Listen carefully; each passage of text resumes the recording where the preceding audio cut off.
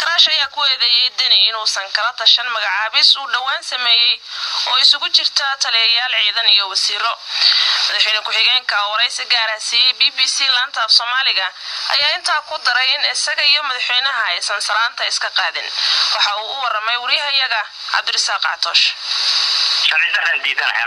wax kale ma diidan marka maxay tahay sharci darrada lagu dhaqaaqay sharcidarrada lagu dhaqaaqay waa dastuur jabintaas qodobba madaxweyne ku-xigeenku uu ku leeyahay oo dadkii maxay tahay dastuurka samaystay ay ku dhigeen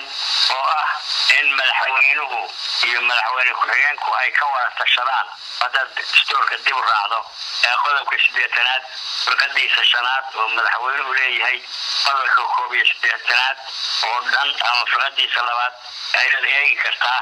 waxaad ula jeedaa dastuurka qeexaya madaxweynaha iyo madaxweyne ku-xigeenka inay ka wada tashadaan haddii magacaabid la samaynayo heer wasiir ah ama taliyayaal markaan arkay qodobka 8aad waxa la wixii qodobka 8aad ku soo baxa oo digreeta ah waxa ku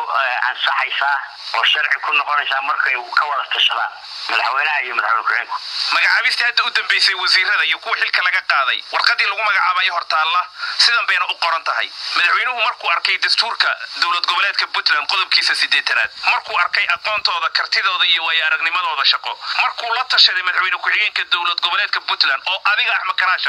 miyana lagu la tashanin Axmedow adeer ma dhicin marxalad aanu ka wada tashano marka xaalkay warmoysay ama xogaa ma maqlaysi odayaashu way iskhilaafeen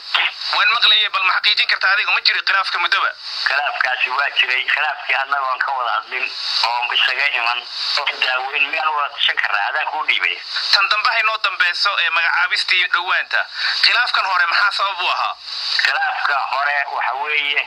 wada tashilaan wax isweydiin la'aan madaxweynaha waa la doortay annaga waa la doortay waa la wada doortay waxaan la wada doortay inaanu wada tashano wada maamulo aan kala badsaneebo oo de madaxweynaha ahaado annaga ku-xigeenka si aan ahaade inaanu xogaal u wada noqono waxa socda waxyaabo badan oo aan maxay tahay diidanahay way jiraan waxyaabo badan oo inaan anigu maxay tahay qabto oo la qabto madaxweynaha ahayd oo aanan qaban way jiraan marka way badan yihiin ma rabo anagu maxay tahay gudaha iyaga mooyaan inaan dibadda u saaro waxyaabaha aan ku sheegay Axmed Karaash laakiin waxa la yiri khilaafku wuxuu ka bilowday markaad qoonsatay taliyayaal ciidanka madaxtooyada la kala bedelay soo wax sahlan ma ahan in askari lagu bedelo taama dhib bay leedahay ka qura ma way sahlan tahay si markaad u eegto waxaan qoonsay taliyaha madaxtooyadu waa meel naga dhaxaysa loo wada shaqeynaa wada joognaa wada maamulaa madaxweynuhu markuu wiilkiisii uu keensaday wiilkii anigu aan keenayna uu meeshii ka eriyay marka de meel la isku halayn karaa ma marka iyada qura ma ahayne waxyaaba ka horeeyay bay ahayd oo aan doonayay maxay tahay in arrinku dibadda u soo baxo mar haddii madaxweynuhu ka waantoob waayay waxa sanadiga markaas soconaya oo noocaas oo miran marka idinkood awal bay isku fiicneen in warqadan sidaas loo qoro la yiraahdo Axmed Karaash waa la tashaday waa khalad baad leedahay warta anaga masalaanta bay iska qaadin miyaan wada tashan karnaa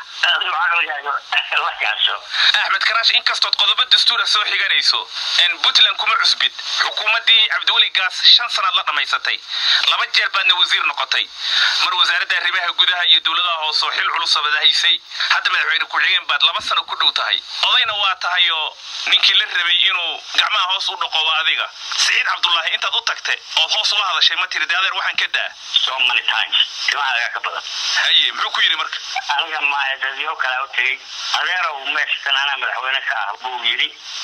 sidoo u dhaqmayaan de waa waqtay ma adu ku yiri mas'id kale aniga adigu sida ku yiri ana meesha madaxweyne ka naam hadda maxaad yeelay Axmedow hadda waxaan yeelayaa de oday baan haysaa di sheegay oday baan haysanadii barkaan odaytinadaas wax ku soo waday waxaan dastuurka iyo sharcigaas aan ilaalinayaa kaas ma ku taagay